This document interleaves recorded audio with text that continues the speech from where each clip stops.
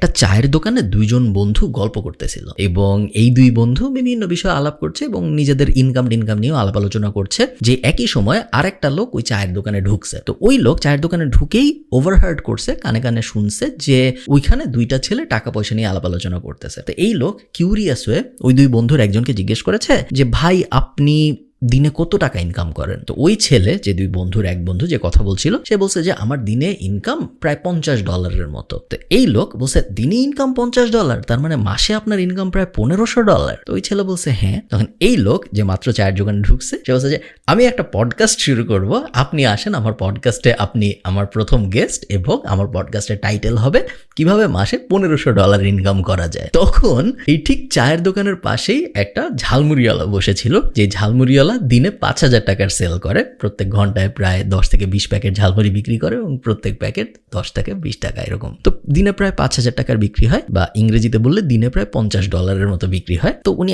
একজনকে ঝালমুড়ি বেচতেছিল, উনি ওটাকে বললো যে মামা এই ছেলেটা $1500 ইনকাম করে, ওকে পডকাস্টের জন্য ডাক দিল, আমিও তো $1500 ইনকাম করি, আমার দিনে 5000 টাকার ঝালমুড়ি বিক্রি হয়, তো আমার মাসে প্রায় $1500 আশপাশে হয়, আমাকে কেন ডাকে না কেউ?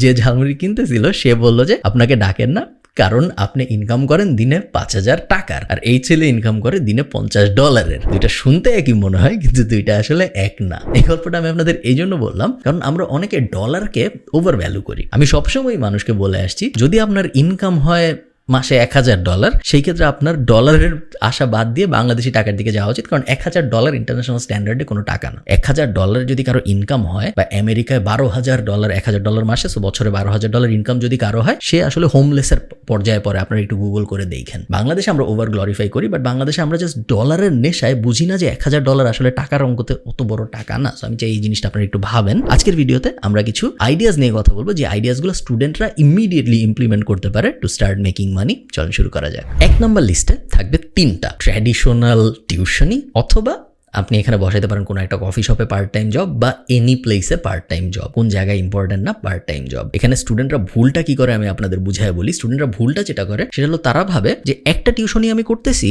এই টিউশনিটা আমাকে মাসে 5000 টাকা দিচ্ছে, তাহলে আমি কাজ করি, আমি 10টা টিউশনি খোঁজার চেষ্টা করি, তাহলে আমার মাসে ইনকাম হবে 50000 টাকা। 50000 টাকা তো খুব ভালো টাকা। সো একটা টিউশনি করলে 5000, 10টায় 50000, আমি 10টা টিউশনি করি, আমার জীবন সেট। ভুলটা যেটা হয় সেটা হলো ওই 50000 টাকার চক্করে পরে আপনার যদি 50000 টাকা ইনকাম হওয়া শুরুও হয়, আপনার ওই পার্ট টাইম ব্যাপারটা আর থাকে না, ওটা ফুল টাইম হয়ে যায়। ওটা যখন ফুল টাইম হয়ে যায়, টিউশনি এমন একটা জিনিস যেখান থেকে আপনি গ্রো করতে পারবেন না। টিউশনি করে কেউ নতুন কিছু শিখে না, বা পার্ট টাইম জব করে কেউ অনেক আহামরি নতুন কিছু শিখে না। তো এই 50000-এর চক্করে পরে আপনি পার্ট টাইমকে ফুল টাইম যেহেতু বানায় ফেলছেন, আপনার হাতে এখন আর এক্সট্রা সময় নাই। এক্সট্রা সময় যেহেতু আপনার নাই, তো আপনি কোনো বিজনেস দাঁড় করানোর ক্ষেত্রে, বা নিজের নলেজ বাড়ানোর ক্ষেত্রে, বা নিজের স্কিল বাড়ানোর ক্ষেত্রে সময় দিতে পারতেছেন না। তো এই 50000-এর চক্করে পরে আপনার পুরো জীবনে যে আপনি মাসে 5 লাখ 10 লাখ টাকা কামাই করতে পারতেন, ওই অপরচুনিটিটা পুরো নাই হয়ে যাবে। কোনোদিন আপনি ওটা করতে পারবেন না, জাস্ট বিকজ আপনি শর্ট টার্মে 50000 টাকার দিকে দৌড়াইছেন। তো আপনার হাতে অপরচুনিটি থাকলেও আপনি কখনো 50000-এর দিকে যাবেন না, আপনি হাইস্ট 10,000, 20,000, 25,000-এর দিকে যাবেন। ওইটা পার্ট টাইমে থাকবে, যাতে করে আপনার হাতে এনাফ সময় থাকে, যাতে আপনি ওই এনাফ সময়টা দুইটা কাজে, হয় নিজের স্কিল বাড়ানোর ক্ষেত্রে, অথবা নিজের নলেজ বাড়ানোর ক্ষেত্রে, অথবা একটা ব্যবসা দাঁড় করানোর ক্ষেত্রে আপনি ইনভেস্ট করবেন। অলওয়েজ রিমেম্বার, আপনার মেইন ওয়েলথ আসবে আসলে ব্যবসা বানানোর দিয়ে। আপনার মেইন ওয়েলথ কখনো আসবে না আপনার সময়কে বিক্রি করে টাকা ইনকাম করা দিয়ে। তো সময়কে আমি বিক্রি করব টাকা ইনকাম করার জন্য, বাট বেয়ার মিনিমাম।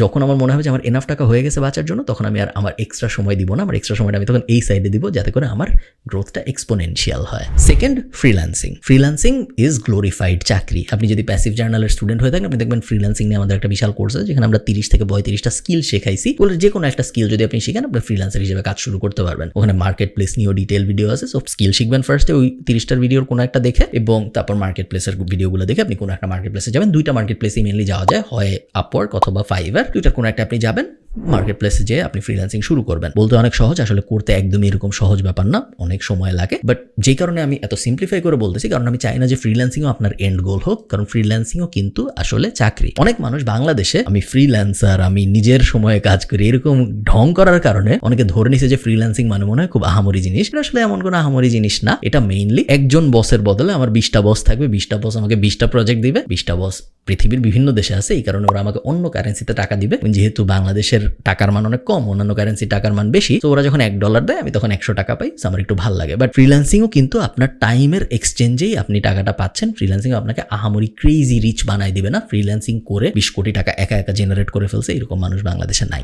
থার্ড, আমি চাই আপনি একজন কানেক্টর হন। নিজেকে আপনি একজন কানেক্টর হিসেবে ভাবেন এবং এটাকে একটা পার্ট টাইম জব হিসেবে ট্রিট করেন। একজন কানেক্টরের কাজ কি? একজন কানেক্টরের কাজ হলো বিভিন্ন মানুষকে কানেক্ট করানো। আপনি একটা ফেসবুক গ্রুপে দেখলেন একজন বলছে যে আচ্ছা আমি যদি এমন একজনকে পেতাম যে ভালো ফ্রেঞ্চ শিখায় বা ভালো জার্মান শিখায়, আমার জার্মানি যেতে হবে, আমার হাজব্যান্ড বা ওয়াইফ অলরেডি জার্মানি চলে গেছে, ওর A1 ক্লিয়ার হয়ে গেছে, B1 এগুলো ল্যাঙ্গুয়েজ প্রফিসিয়েন্সি লেভেল ক্লিয়ার হয়ে গেছে, আমার হচ্ছে না, এরকম একজনকে যদি আমি পেতাম খুব ভালো হইতো। আপনি এরপর খুঁজে বার করবেন, এটা আপনার মাথার মধ্যে থেকে যাবে। আপনি রিসার্চ করতেছেন, আপনি নর্মাল আপনার জীবন কাটাচ্ছেন, হঠাৎ আপনি আরেকজনকে দেখলেন যে বললো যে আচ্ছা আমার এক বন্ধু রিসেন্টলি এর কাছ থেকে জার্মান শিখছে, ও খুব ভালো জার্মান শিখায়। 2টা ডট পেলেন আপনি। এই 2টা ডট এখন আপনি আপনার মাথার মধ্যে মিলানোর চেষ্টা করবেন। এই লোককে ফার্স্টে যায় জিজ্ঞেস করবেন আচ্ছা তুমি কি জার্মান শিখাও? তুমি যে শিখছো ভালো করছো, একজন নাকি তোমার কাছ থেকে শিখে জার্মানি চলে গেছে, তুমি কি এরকম জিনিসপত্র শিখাবা অন্য কাউকে যদি আমি পাঠাই? ও যদি বলে হ্যাঁ শিখাবো, আচ্ছা তুমি যাকে পাঠাবো তার 20% আমাকে কি দিবা? বললো ওকে দিব। ওর তো এই মুহূর্তে কোনো স্টুডেন্টই ছিল না। এরপর আপনি অন্যজনের কাছে গেলেন যে আপনার 2 মাস আগে আপনার মনে ছিল সে জার্মান শিখতে চায়, এই দুজনকে আপনি যে মিলাইলেন, ওই যে 20% আপনি পেলেন, ওটা হলো আপনার কমিশন। সো কানেক্টর, অনেকে বলবে অ্যাপয়েন্টমেন্ট সেটেলার। কানেক্টর আমার মতে খুব কুল একটা বিজনেস এবং প্রত্যেকটা স্টুডেন্টেরই এটা পার্সু করা উচিত, কারণ এটা মাল্টি ডাইমেনশনাল, এটা অনেক অ্যাঙ্গেলে হতে পারে। এটা একটা এক্সাম্পল আমি দিলাম আপনাদের। আর একটা অবভিয়াস এক্সাম্পল হতে পারে, আপনি বিভিন্ন ফেসবুক পেজকে মেসেজ দিয়ে বললেন যে তোমাদের কি মার্কেটিং এর হেল্প লাগবে? যদি বলে হ্যাঁ লাগবে, আপনি তো মার্কেটিং এর কিছু জানেন না, আপনার জানা জরুরি না, আপনি তখন ওই লাগবের ইনফরমেশনটা নিয়ে একটা এজেন্সিকে দিবেন, দিয়ে বলবেন যে তোমার মার্কেটিং এর সার্ভিস লাগবে বলেছে আমাকে, ও যদি তোমার ক্লায়েন্ট হয় তুমি আমাকে প্রথম মাসের 15% দিও বা 10% দিও। আরেকটা অ্যাঙ্গেল হয়ে গেল। এরকম মাল্টি ডাইমেনশনাল অ্যাঙ্গেল কিন্তু আপনি খুঁজে বের করতে পারেন এবং এই অ্যাঙ্গেলগুলো খুঁজে বের করে ডটগুলা কানেক্ট করার যে জবটা, ওটাকেই আমি বলতেছি একজন connectors job. It's a business. So even